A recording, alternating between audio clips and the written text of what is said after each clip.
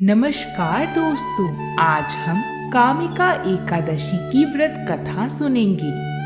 एक समय कुंती पुत्र धर्मराज युधिष्ठिर भगवान श्री कृष्ण से कहने लगे, हे भगवान, आपने आषाढ़ शुक्ल देवशयनी एकादशी का महात्म्य बताया और मैंने उसे भली भांति सुना। अब आप कृपा करके श्रवण मास की कृष्ण पक्ष की एकादशी का क्या नाम है, सो मुझे बताइए।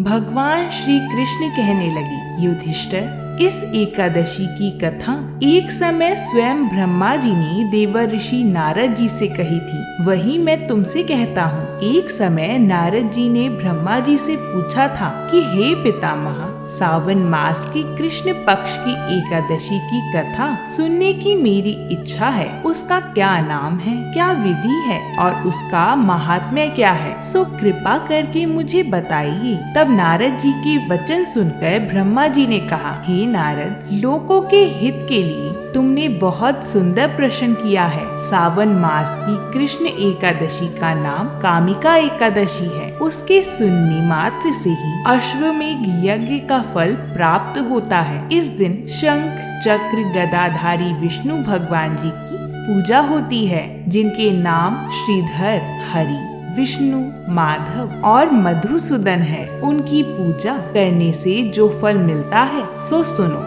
जो फल गंगा, काशी, पुष्कर स्नान से मिलता है, वह विष्णु भगवान के पूजन से मिलता है।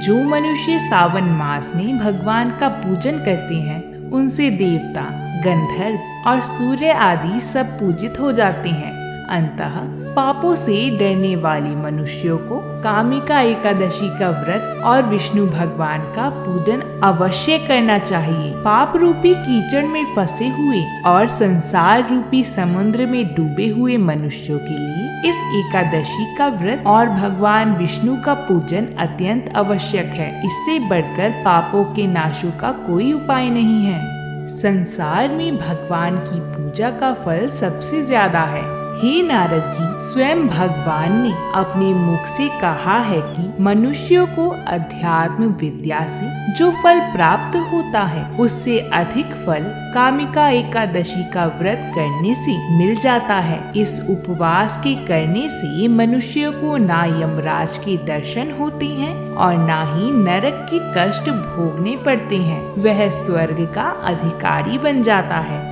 जो मनुष्य इस दिन तुलसी दल चढ़ाकर भक्ति पूर्वक भगवान विष्णु का पूजन करते हैं, वे इस संसार सागर में रहते हुए भी सबसे अलग रहते हैं। जिस प्रकार कमल का पुष्प जल में रहता हुआ भी जल से अलग रहता है, तुलसी दल से भगवान श्री हरि का पूजन करने का फल एक बार स्वर्ण और 4 बार चांदी के दान के फल के बराबर होता है। भगवान विष्णु रत्न, मोती, मणि आदि आभूषणों की अपेक्षा तुलसी दल से अधिक प्रसन्न होते हैं। जो मनुष्य प्रभु का तुलसी दल से पूजन करते हैं, उनके सभी पाप नष्ट हो जाते हैं।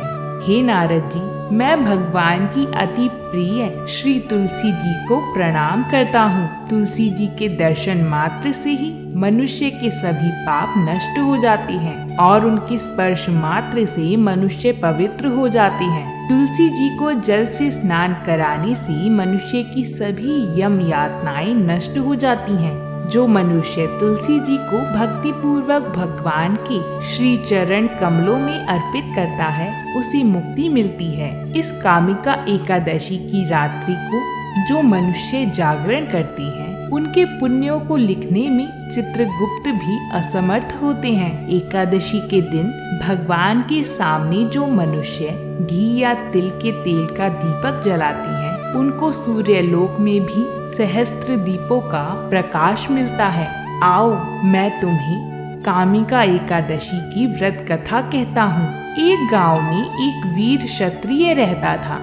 एक दिन किसी कारणवश उसकी हाथापाई एक ब्राह्मण से हो गई।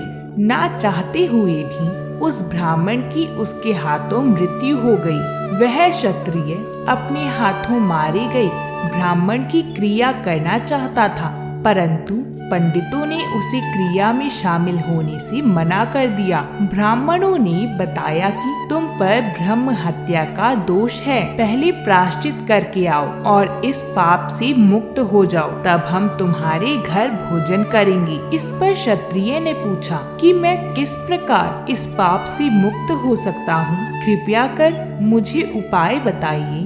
तब ब्राह्मणों ने बताया कि श्रवण माह में कृष्ण पक्ष की एकादशी को भक्ति भाव से भगवान श्रीधर का व्रत एवं पूजन कर ब्राह्मणों को भोजन करा के दक्षिणा के साथ आशीर्वाद प्राप्त करने से इस पाप से मुक्ति मिलेगी। पंडितों के बताए हुए तरीके से व्रत करने पर रात्रि में भगवान श्रीधर ने क्षत्रिय को दर्शन दिए और कहा कि तुम्हें ब्रह्म हत्या के पाप से मुक्ति मिल गई है, और भगवान विष्णु ने क्षत्रिय को आशीर्वाद देकर उसे पाप से मुक्त किया। इस कामिका एकादशी के महात्म्य के सुनने व पठन से मनुष्य स्वर्ग लोक को प्राप्त करते हैं। जय श्री हरि विष्णु।